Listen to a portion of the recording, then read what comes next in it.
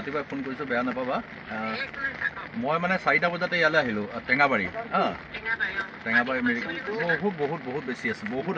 যোৱাবাৰতকৈ মানে এইবাৰ পানীটো অলপ উল্লেখনীয়, মানে যোৱাবাৰো হৈছে, তাতকৈ এইবাৰ মানে সাংঘাতিক ধৰণে হ'ল। ইয়াতে ৰিলিফ চিলিফ দিয়াৰ ব্যৱস্থা কৰিলে, মানুহবিলাকৰ নাই, অৱস্থা একেবাৰে খতম হৈ গ'ল ইয়াত। সেইটো প্ৰত্যেকবাৰে হয় বাৰু, কিন্তু এইবাৰ বেছি হ'ল আৰু ব্ৰহ্মপুত্ৰ এতিয়া টেঙাবাৰী, মিৰিগাঁও, নেপালী আৰু নেপালীগেৰেকীত এখন স্কুলখন গুচি গ'ল। মই আজি 15 দিনৰ আগতে চাই আছিলোঁ, ইমান ধুনীয়া স্কুলখন। আজি 15 দিনৰ আগতে আহিছিলোঁ মই।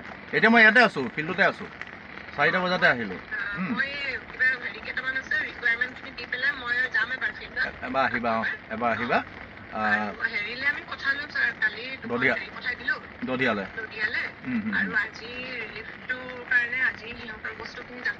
এতিয়া কেনেকৈ পঠাবা? ইমান ঢৌ, বহুত ঢৌ। কিন্তু এতিয়া নাও, তোমালোকৰ নাও যোৱাটোহে কথা, ইয়ালৈতো বহুত ঢৌ দেখিছোঁ মই।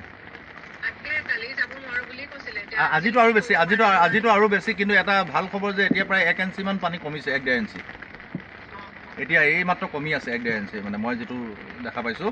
মই নাওতে আছোঁ এতিয়া, হাত নাৱত ঘূৰি আছে, কাৰণ এতিয়া পানী 1.5 ইঞ্চিমান কমিছে।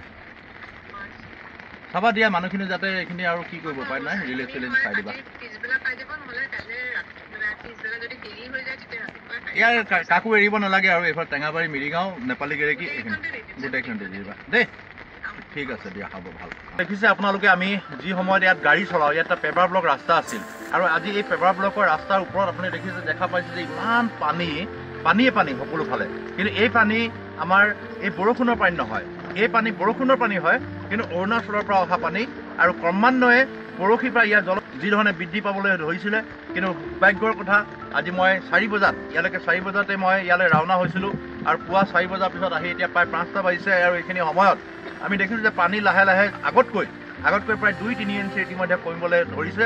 আশা ৰাখোঁ যদি এই ধৰণে হয়, গধূলিলৈকে হয়তো আমাৰ এই সাধাৰণ কৃষিজীৱী, মৎস্যজীৱী লোকসকলে ইয়াতে শান্তিৰে থাকিব পাৰিব। এইখিনিৰ প্ৰতি, এই ৰাইজৰ প্ৰতি সদায় মই দায়বদ্ধ, আৰু সেইকাৰণেই মই আজি পুৱা 4 বজাতে মই ইয়ালৈকে আহিলোঁ। মিৰিগাঁও, টেঙাবাৰী, নেপালীগেৰেকী স্কুল এখনো ইতিমধ্যে ব্ৰহ্মপুত্ৰ বুকুত জাগ হৈছে, যিখন স্কুলত আজি মই 15 দিনৰ আগতে সেই স্কুললৈ আহিছিলোঁ। পেপাৰ ব্লকৰ ৰাস্তাৰ কাষতে খুব এখন সুন্দৰ প্ৰাথমিক বিদ্যালয় আছিল, আৰু আজি সেই প্ৰাথমিক বিদ্যালয় ইতিমধ্যে গৰাখহনীয়াৰ কবলত পৰি সেই স্কুলো আজি ইতিমধ্যে ব্ৰহ্মপুত্ৰ বুকুত জাগ হ'ল।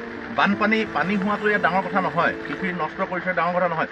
ডাঙৰ কথাটো হ'ল যে ইয়াত গৰাখহনীয়া, সেই খহনীয়াহে ইয়াত লোকক যথেষ্ট ক্ষতি কৰে, আৰু বহু ঘৰ, প্ৰায় শ ঘৰ ইতিমধ্যে ব্ৰহ্মপুত্ৰ বুকুত জাগ হ'ল। হাজাৰ বিঘা ইতিমধ্যে মাটি ব্ৰহ্মপুত্ৰ বুকুত জাগ হৈছে।